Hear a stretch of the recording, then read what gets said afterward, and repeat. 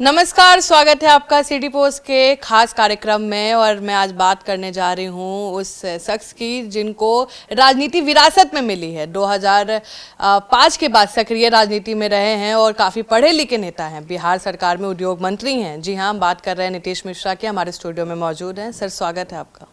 बहुत धन्यवाद, thank you. पहला सवाल आपसे करना चाहूँगी कि पटना में गजब बारिश हो रही है, मौसमी जो बारिश है, चुनावी बारिश कैसी रह रही है, क्या तैयारी है? अभी समय है और मुझको लगता है क्योंकि जो जिम्मेदारी मेरी है इंडस्ट्रीज़ डिपार्टमेंट की, अभी बहुत सारे काम पर्टिकुलरली जो नई इंडस्ट्रियल पॉलिसी हमें बनानी है, तो वो एक बहुत बड़ी जवाबदेही है मेरे ऊपर। क्योंकि सरकार की घोषणा थी इस बार के बजट भाषण में कि हम नई पॉलिसीज़ बनाएंगे, कुछ सेक्टरल पॉलिसीज़ बनाएंगे, तो वो काम अभी हमको करना है जो लगभग अंतिम चरण में है। चुनाव तो स्वाभाविक है, हर एक 5 वर्ष पर आता है, इस वर्ष भी अब आना है। और पॉलिटिकल एक्टिविटीज़ भी बढ़ गई हैं, बयानबाजी भी बढ़ गई है, सब अपनी जगह है। लेकिन मुझको लगता है कि अभी जो थोड़ा बहुत समय मेरे पास है before model code of conduct, तो जो कुछ मुझे काम करने हैं जो राजहित में है, तो उसको मैं फास्ट ट्रैक कर रहा हूँ और उसको जल्दी करने की कोशिश कर रहा हूँ। सवाल ये आ रहा है कि आप एजुकेशनली काफ़ी क्वालिफाइड हैं, कई पुरस्कार भी मिले हैं और इतने पढ़े लिखे हैं, राजनीति में क्यों आ गए?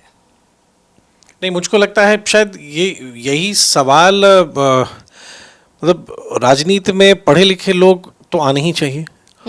और मुझको लगता है कि कहीं ना कहीं लोगों के मन में ऐसा बैठ गया कि पॉलिटिक्स शायद अच्छे लोग नहीं जाएं, या पढ़े लिखे लोगों की शायद ज़रूरत नहीं है, या ख़ास तौर से जो यंग जनरेशन है या जिस जनरेशन से आप हैं, या जब हम लोग अपने कॉलेज डेज में थे या स्कूल में थे, तो कभी कोई डिस्कशन में पॉलिटिक्स हिस्सा कि नहीं ठीक है सक्रिय राजनीति में जाएंगे, कुछ बदलाव लाने की कोशिश करेंगे, ये सब नहीं होता था।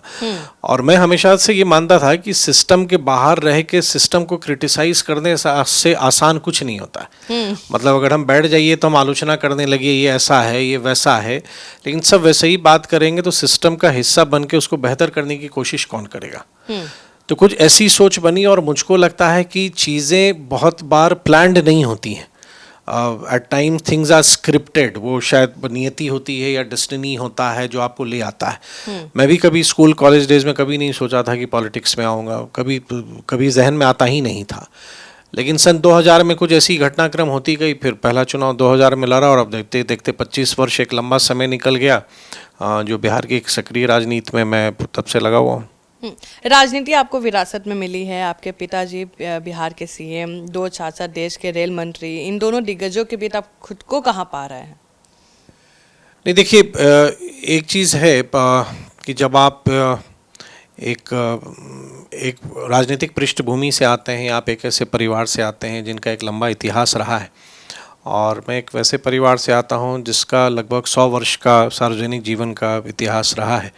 हमारे बड़े चाचा 1952 में फर्स्ट पार्लियामेंट के मेंबर थे, या हमारे एक और चाचा जो उड़ीसा और बिहार जब एक था तो जो कॉन्स्टिट्यूएंट काउंसिल थी, जो विधान परिषद थी, उसके भी सदस्य थे 1926 के आसपास। तो वो एक अपनी जगह है। फिर भूदान आंदोलन में हम लोग, हमारे परिवार ने लगभग 1000 एकड़ से ज़्यादा लैंड हम लोगों ने श्रद्धेय आचार्य विनोबा भावे जी के आह्वान पर हम लोगों ने दिया भी, हमारे फादर ने दिया और परिवार के सभी सदस्यों ने दिया। तो वो एक है। लेकिन एक जो मुझको लगता है ना कि आप जब आ रहे हैं किसी बैकग्राउंड से, तो एक तरफ वो दोनों मिलता है। लोग को जो लगता है कि बहुत आसान हो जाता है, तो मुझको लगता है कि चीज़ें शायद हमेशा सबों के लिए बहुत आसान नहीं होता है। क्योंकि मेरी राजनीति, या यूँ कहें कि सार्वजनिक जीवन में मेरा प्रवेश तब हुआ जब हमारे फादर की पॉलिटिक्स एकदम नीचे आ चुकी थी। मुख्य धारा से वो अलग थे, किसी सदन के सदस्य नहीं थे। तो उस समय मेरी शुरुआत हुई। तो बहुत लोगों को लगता है कि नहीं, इसको परोस के मिल गया, बहुत आसानी से मिल गया। मैं पहला चुनाव हारा, मैंने समीक्षा की तो लगा कि मेरी एक्सेप्टेंस लोगों में नहीं हो पाई, तो 5 वर्ष काम करके अपनी एक्सेप्टेंस लोगों में बनाई। तो वो रहता है। और जब आप अगर एक पृष्ठभूमि या एक बैकग्राउंड से आते हैं, तो इट्स नॉट दैट कि सिर्फ आप जब इनहेरिट करते हैं या कहते हैं कि अगर आप एक लेगेसी को लेके चल रहे हैं, तो बहुत लोग हैं जो शायद आपको पसंद इसलिए भी नहीं करेंगे क्योंकि आप एक पर्टिकुलर बैकग्राउंड से भी आ रहे हैं, तो उस कारण से भी है। तो कहीं ना कहीं एक कसौटी हमेशा रहती है कि जिस पर आपको साबित करना है, लोगों की एक्सपेक्टेशन हाई हो जाती है, आपकी तुलना होने लगती है आपके एंसेस्टर से, तो वो सब होता है। तो लेकिन कहीं ना कहीं फिर आप जनता के सामने जब जाते हैं, उनके बीच आप रहते हैं, उनसे प्रेम करते हैं, जनता उस ढंग से प्रेम आपको वापस आपको देती है। तो एक सेंस ऑफ रिस्पॉन्सिबिलिटी मुझको लगता है कि ये कुछ मुझको डेवलप नहीं करना पड़ा, शायद ये मुझ में नेचुरली ये मुझ में था कि लोगों के लिए करना या एक मानवीय संवेदना के साथ काम करना। तो शायद मेरी जो अपब्रिंगिंग जिस माहौल में हुई उसी के कारण ये ऐसा हुआ। नुकसान है कि फायदा? क्या ये मानवीय संवेदना? पॉलिटिकल बैकग्राउंड होना? देखिए, मैं कहूँगा ये मिक्स्ड है। बहुत बार लोगों को लगता है कि आप एक पॉलिटिकल बैकग्राउंड से हैं तो आपकी एंट्री आसान होती है, लेकिन अब आप देखेंगे कि ज़रूरी नहीं है कि कोई राजनीतिक परिवार से ही कोई व्यक्ति आ रहा है तो वही आज राजनीति में या सार्वजनिक जीवन में आगे बढ़ता जा रहा है। बहुत सारे उदाहरण हैं, और सिर्फ अपने बिहार में नहीं, देश में हर एक हिस्सों में आप देखेंगी तो ऐसे बहुत सारे एग्जाम्पल आपको मिलेंगे कि ज़रूरी नहीं है कि वो व्यक्ति एक पॉलिटिकल फैमिली से ही आ रहा है। और जब आप आते हैं तो जैसे मैंने कहा ना, that you are judged on both the sides. मतलब बहुत बार आपको ऐसा नहीं है कि चीज़ें सिर्फ बेहतर ही दिखेंगी, बहुत बार आपको उसके कारण आपको नुकसान भी हो सकता है, तो वो भी चलता है। लेकिन फिर at the end of the day मुझको लगता है क्योंकि आप एक फैमिली से आते हैं, लेकिन अंत में जब आप इलेक्ट्रल पॉलिटिक्स में जाते हैं तो चुनावी राजनीति में मतदाता अपने तरीके से आपको परखती है। तो वहाँ अगर उसको आप में कुछ सब्सटेंस नहीं दिखेगा, आप में कुछ क्षमता नहीं दिखेगी, आपसे वो संतुष्ट नहीं होंगे, तो जनता आपको इलेक्ट नहीं करेगी। मिश्रा जी, आपका परिवार कांग्रेसी था, लेकिन आपने अपनी राजनीतिक पारी शुरू की जेडीयू से, क्यों? आप भी कांग्रेस में जा सकते थे, थोड़ा इजी रहता। नहीं, ये भी लोग को ध्यान नहीं है। 1997 में ही हमारे फादर कांग्रेस से अलग हो चुके थे, और कांग्रेस से अलग होने का सबसे बड़ा कारण था कि उस समय अगर आप याद कीजिएगा तो 1997 में जब जनता दल टूट के राष्ट्रीय जनता दल बना, उस समय विधानसभा में समर्थन देने के लिए एक बहुत बड़ा डिबेट चला कि कांग्रेस का एक पक्ष था जो चाहता था कि समर्थन ना दे और एक पक्ष था कि समर्थन दे, और हमारे फादर आरजेडी के समर्थन के खिलाफ थे।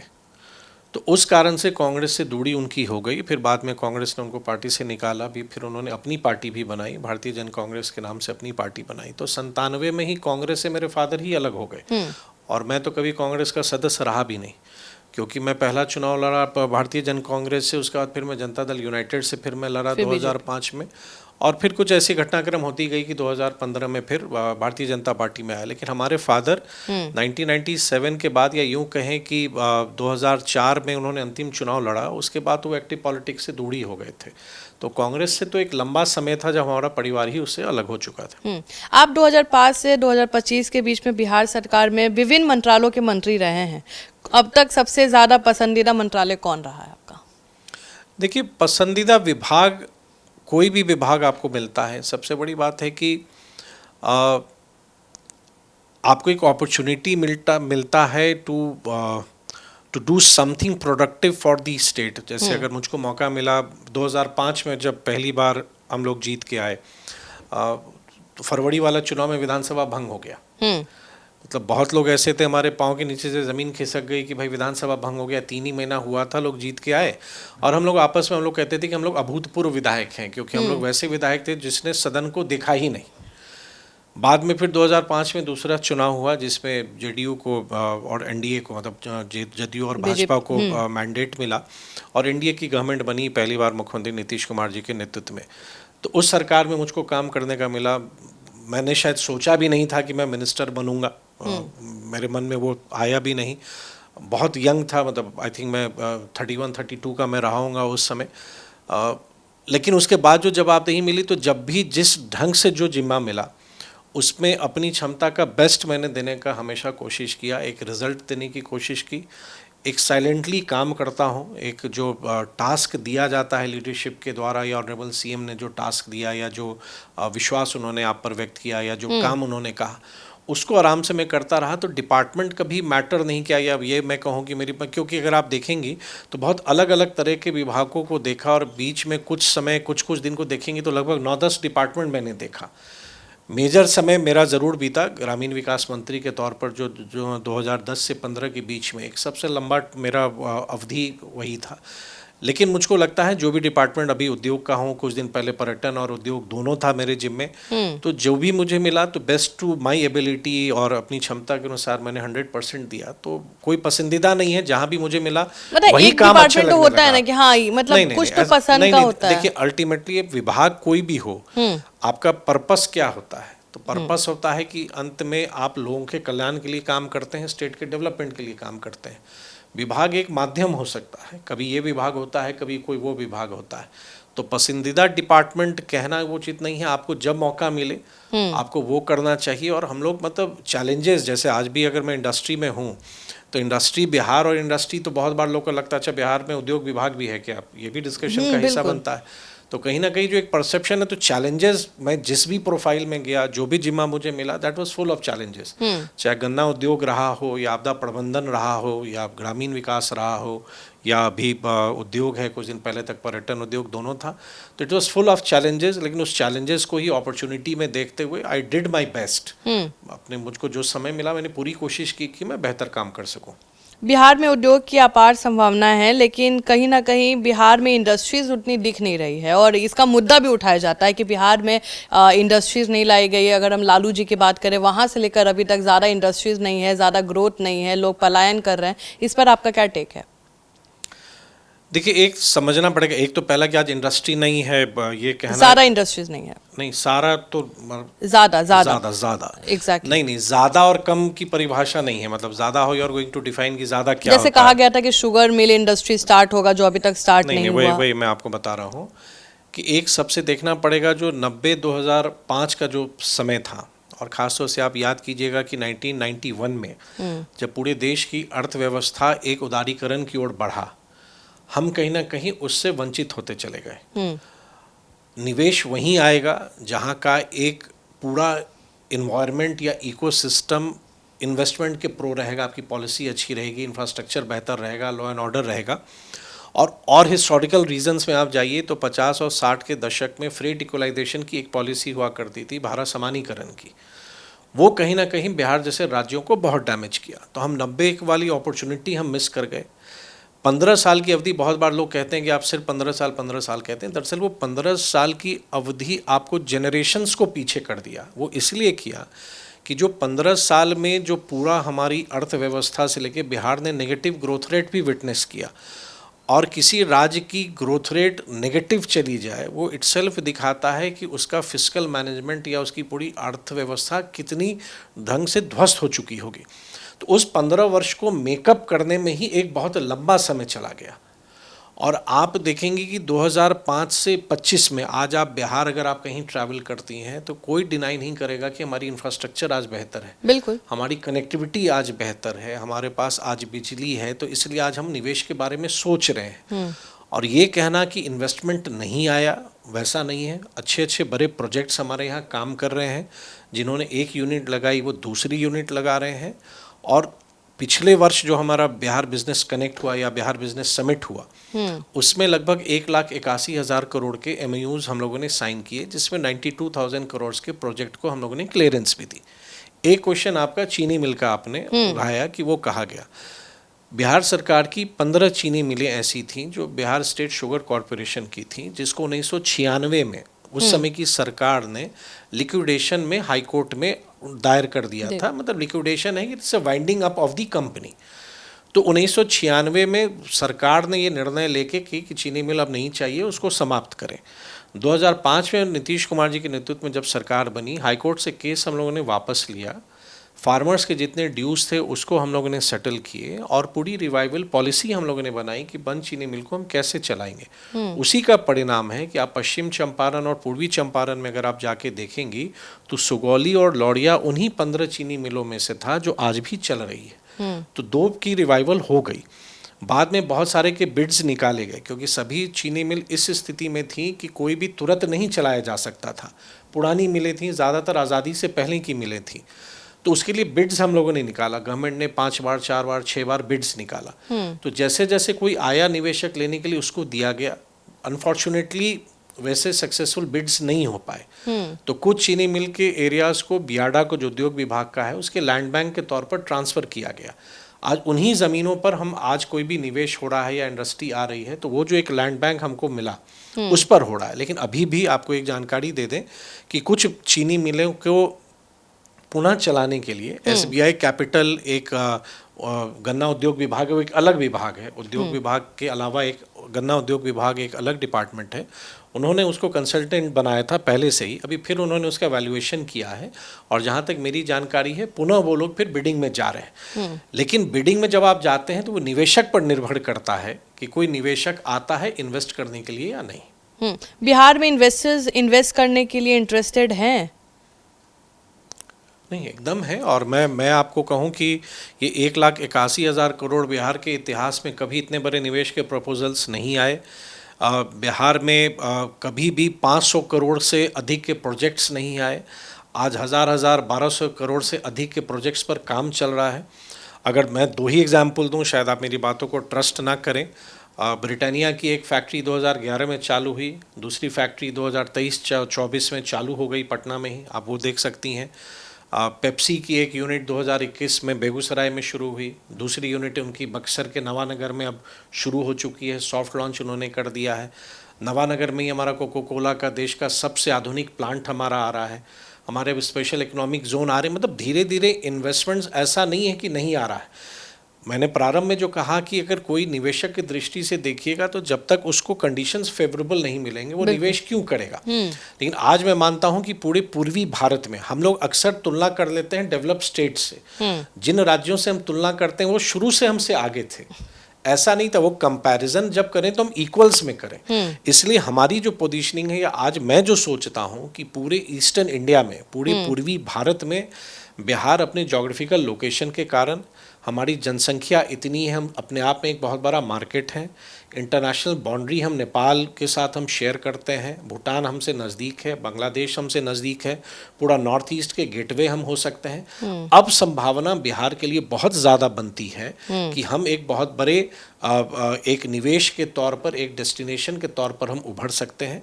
और गवर्नमेंट ऑफ इंडिया भी अब पूर्वोदय की ओर ध्यान दे रही है, तो उनका भी पूरा focus eastern part of India पर है। तो आने वाला समय में अक्सर कह रहा हूं कि बिहार अब तैयार है and future belongs to us. अब अगर इस अपॉर्चुनिटी को हम मिस करते हैं तो we would be doing the same thing which we did in the 90s, कि आज जब सब कुछ बना हुआ है, पूरा एक इकोसिस्टम बना हुआ है, सब कुछ हमारे पास तैयार है, अब समय आ गया है कि निवेशक बिहार की ओर आएंगे और बड़े बड़े निवेश आएंगे, और निवेश आएगा तो एम्प्लॉयमेंट आता है।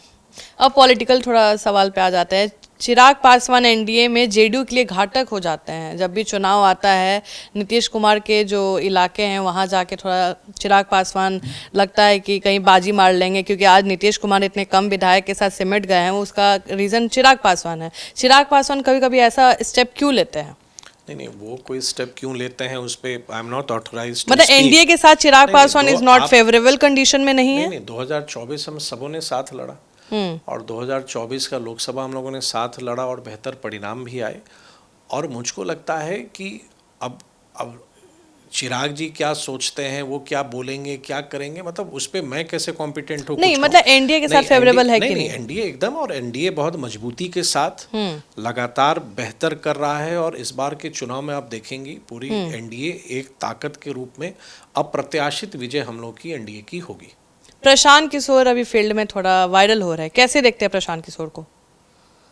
नहीं, ठीक है, प्रयास कर रहे हैं लोग, राजनीति में लोग कोशिश करते हैं, वो अपना कोशिश आपके एक्सप्रेशन से पहले लगा कि आप कंसीडर ही नहीं करने वाले अभी तो। नहीं, देखिए, सबसे बड़ी बात है ना कि अगर किसी को कंसीडर करना, ये नहीं, हमारी परीक्षा तो चुनाव होता है। बिल्कुल।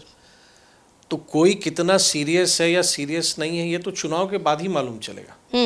लेकिन कहा जा रहा है कि जन स्वराज अगर ज्यादा नुकसान करेगा तो वो एनडीए का करेगा। नहीं, मुझको नहीं लगता, ये कोई हाइपोथेसिस नहीं हो सकती कि कौन किसको क्या नुकसान करेगा। पर चुनाव है, बहुत सारी पॉलिटिकल पार्टीज हैं। अगर आप देखेंगे तो बिहार में ही कितने सारे रजिस्टर्ड पॉलिटिकल पार्टीज होंगी, बहुत सारे पार्टीज हैं, सब प्रयास करता है, सब कोशिश करता है, और यही लोकतंत्र की खूबसूरती भी है। हम सभी जनता के पास जाते हैं, अंतिम निर्णय जनता का होता है। तो त्रिकोण होने वाला है ये मुकाबला? मुझको नहीं लगता। देखिए, जनता भी, मतलब बिहार के लोग फिर चाहेंगे क्या कि 90 का दौर लौटे? बिहार के लोग कभी नहीं चाहेंगे कि अपने वोट को बर्बाद करें और 90 के दौर में हम वापस जाएं, क्योंकि समझना आपको ये होगा कि 90 से 2005 में जो बिहार ध्वस्त हुआ था, जिसको नीतीश कुमार जी ने और अब आदरणीय प्रधानमंत्री नरेंद्र मोदी जी के सपोर्ट से, उनके विजन के अनुरूप बिहार जितना अब डेवलप हुआ है या जो अचीव हमने किया है, कोई और आएगा और जिन्हों को मौका मिला वो तो फिर ध्वस्त करेंगे। जैसे कहते हैं ना कि अगर कोई पूछता है कि आपको लिखना आता है तो बोलेगा नहीं आता है, मिटाना आता है तो कहेगा दोनों हाथ से मिटा देंगे। तो आप बिहार की जनता थोड़ी वैसा चाहेगी कि हम फिर नेतृत्व हम उनको दें जिन्होंने 90 से 2005 के समय में बिहार को किस ढंग से बदहाल कर दिया था, या देश के स्तर पर या अंतर्राष्ट्रीय स्तर पर बिहार की क्या छवि बन गई थी। मुझको लगता है हम तो ये इससे तो बहुत ठीक, आगे ये तो निकल चुके हैं। महागठबंधन पे आपने टिप्पणी दी, और जन स्वराज पर क्या टिप्पणी नहीं रहेगा? मैंने कहा कि देखिए कौन कितना असर किसी का होता है। मैंने ये कहा कि पार्टीज आती ही हैं, हर एक चुनाव के समय में पार्टीज आती हैं, लोग अपने विचारधारा के साथ जाते हैं, अल्टीमेट निर्णय जनता करती है। जनता अगले 2 महीने 3 महीने बाद क्या फैसला लेगी ये कहने वाले हम कौन हो रहे हैं। हमारे सामने, हम जनता के सामने अपने कामों पर जा रहे हैं। एनडीए के साथ एक ट्रस्ट है, हमारे नेतृत्व के साथ, चाहे आदरणीय प्रधानमंत्री जी के साथ हो या आदरणीय मुख्यमंत्री जी के साथ हो, एक ट्रस्ट जुड़ा हुआ है, एक विश्वास है उनके साथ कि ये जो कहते हैं, अगर जो ये प्रॉमिस करते हैं उसको वो डिलीवर करेंगे। एक कंफर्ट है, एक निश्चिंती है, एक मन निश्चिंत रहता है, दे फील सिक्योर्ड। और बिहार को जब हम आगे ले जाना चाह रहे हैं 2029 तक, 2024 के लोकसभा चुनाव में बिहार के लोगों ने ही बढ़ चढ़ कर एनडीए को मदद किया, और बिहार की बहुत बड़ी भूमिका रही आदरणीय प्रधानमंत्री जी को तीसरी बार देश का नेतृत्व देने में। 2029 तक वहाँ पर एनडीए की सरकार है आदरणीय प्रधानमंत्री जी के नेतृत्व में। तो जो डबल इंजन का जो असर होता है ना, कि जब राज्य सरकार और केंद्र सरकार मिलकर काम करती है, क्योंकि बिहार ने इस कारण से भी बहुत झेला कि बिहार की गवर्नमेंट कोई और रही, केंद्र की सरकार कोई और रही, तो उसके कारण भी बिहार को बहुत बार नुकसान हुआ। तो अभी का समय, और मुझको पूरा विश्वास है कि बिहार की जनता जितनी समझदार है और पॉलिटिकली जितने अवेयर बिहार के लोग हैं, शायद देश के किसी भी हिस्से में लोग नहीं है। कोई भी जनता अपने वोट का इस्तेमाल सही तरीके से करना जानती है और वो वोट का सही इस्तेमाल करेगी। बीजेपी में कहीं ना कहीं आपको ऐसा लगता है कि बीजेपी का कोई सीएम फेस नहीं है, इसलिए नीतीश कुमार को हर बार घोषित करना पड़ रहा है कि सीएम फेस यहीं रहेंगे? क्योंकि विपक्ष कहती है कि सीएम के बीजेपी के पास कोई दूल्हा ही नहीं है। नहीं, ये ऐसा नहीं होता है कि मतलब आप जब हम 2005 से आदरणीय मुख्यमंत्री नीतीश कुमार जी की लीडरशिप में ही हम काम करते आ रहे हैं, और अभी भी जब सबकी सहमति बनी है, हमारे मुख्यमंत्री वही हैं और हम उनके नेतृत्व में जाएंगे, तो अभी बीजेपी से कोई चेहरा होगा नहीं होगा वो कोई प्रश्न ही नहीं है। ये कोई ऐसा विषय अभी एग्जिस्ट ही नहीं करता है। अभी तो एनडीए आदरणीय मुख्यमंत्री नीतीश कुमार जी की ही लीडरशिप में हम चुनाव लड़ने जा रहे हैं, और मुझको पूरा विश्वास है कि उनके लीडरशिप में एनडीए के बहुत बेहतर रिजल्ट्स होंगे 2025 के चुनाव में। एक गेम कर लेते हैं जिसमें हम आपको कुछ पॉलिटिशियंस के नाम देंगे, एक वर्ड में डिस्क्राइब करना है, कुछ ज़्यादा नहीं बोलना है, और सेम नहीं बोलिएगा बस। Nitish Kumar. Transformer of Bihar. Chirag Paswan. Very energetic. Lalu Yadav. He had his time. Tejashwi Yadav. थोड़ा पेशेंस रखना होगा। Prashant Kishor. Keep on trying. Mukesh Saini. मतलब शब्द नहीं मिल रहा है। नहीं, बहुत सारे शब्द है। देखिए आपने कहा एक शब्द में ना, बिकॉज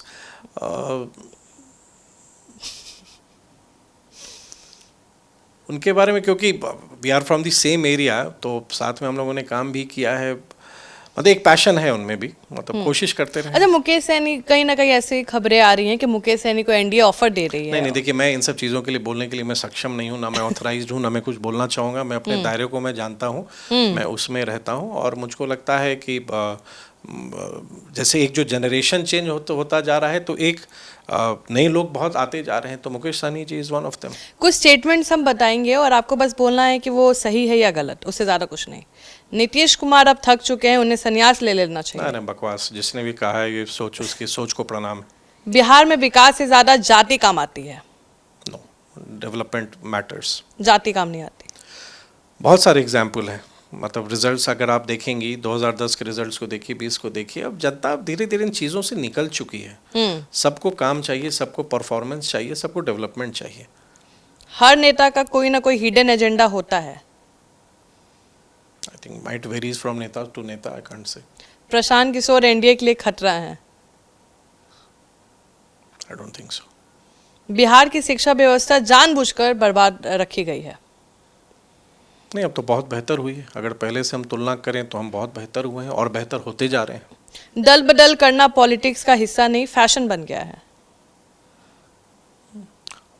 लोग करते हैं लेकिन ये फैशन नहीं, मतलब I think people look for opportunities, तो इसलिए। 2025 में बिहार में कोई बड़ी राजनीतिक भूकंप आने वाला है? आई एम नॉट एस्ट्रोलॉजर। एनडीए की सरकार बनेगी, दैट आई नो। तो आप सुन रहे थे इस खास कार्यक्रम को। जितने सवाल मेरे जहन में थे उतने सवालों के जवाब लेने की मैंने कोशिश की और सारे सवालों के बहुत बेहतर जवाब दिया है। अगर कोई सवाल रह गया हो तो हमें ज़रूर कमेंट सेक्शन में बताएं। फिलहाल इस इंटरव्यू में बस इतना ही। धन्यवाद।